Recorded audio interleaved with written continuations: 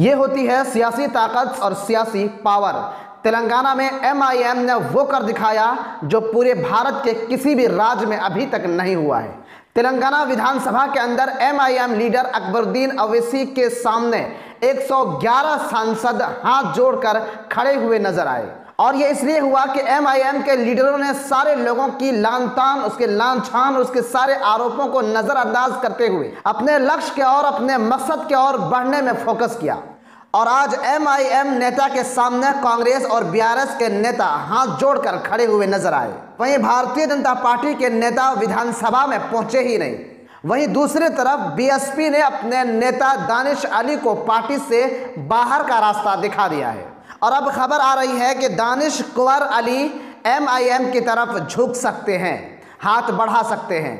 वहीं दूसरी तरफ TMC के नेता महुआ मोइत्रा को संसद से बर्खास्त कर दिया गया है, उसे निष्कासित कर दिया गया है। महुआ मोइत्रा को बाहर का रास्ता दिखाने का जो रीज़न है वो सुनकर आप भी हैरान हो जाएंगे। अस्सलाम वालेकुम रहमतुल्लाहि व बरकातुहू। किसी भी देश में किसी कौम की क़ुव्वत, किसी कौम की ताकत, उसकी सियासी क़ुव्वत और उसकी सियासी ताकत से अंदाज़ा लगाया जा सकता है। अगर किसी कौम के पास सियासी ताकत नहीं है, सियासी क़ुव्वत नहीं है, तो फिर उस कौम को वहीं के लोग अपने पैरों तले रौंद डालते हैं। और यही चीज़ MIM भारतीय मुसलमानों को लगातार समझाने की कोशिश कर रही है। अभी 5 राज्यों का इलेक्शन खत्म हुआ, उसमें तेलंगाना का भी इलेक्शन था। तेलंगाना में किसी भी पार्टी को सरकार बनाने के लिए 61 विधायकों की समर्थन की जरूरत पड़ती है, और कांग्रेस पार्टी के पास 64 विधायक हैं। बात है कि तेलंगाना में कांग्रेस सरकार बना रही है। BRS के पास 39 है, MIM के पास 7 है, भारतीय जनता पार्टी के पास 8 है और 1 सीट CPM के पास।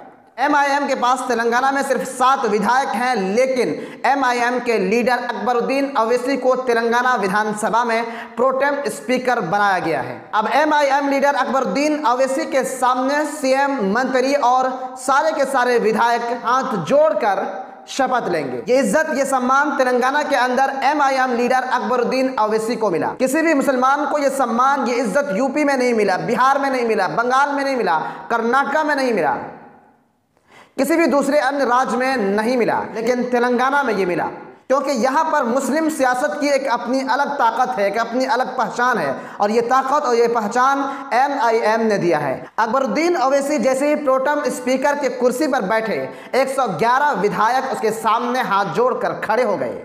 भारतीय जनता पार्टी के लीडर वहां पहुंचे ही नहीं। तेलंगाना के नए CM रेवंत रेड्डी अकबरुद्दीन अवैसी के सामने झुकते हुए नजर आए। इसी को कहते हैं दुनिया झुकती है, लेकिन झुकाने वाला होना चाहिए।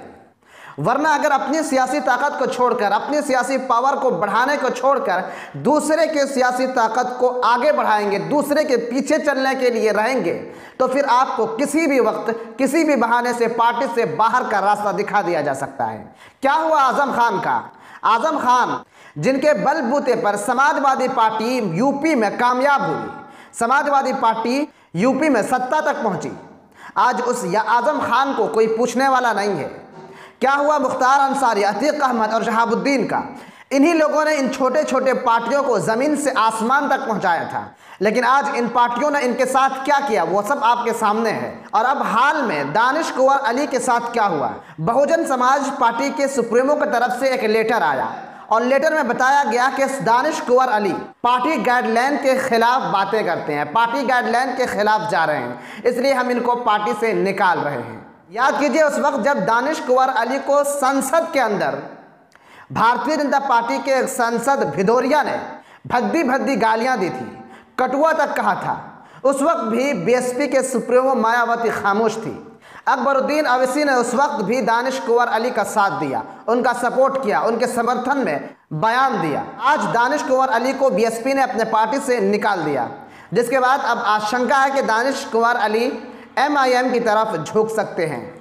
अब तीसरी खबर है कि TMC के महुआ मोइत्रा की सदस्यता रद्द कर दिया गया है, खत्म कर दी गई है, और इनके ऊपर आरोप है कि संसद के अंदर ये सत्ता पार्टी से सवाल करते हैं।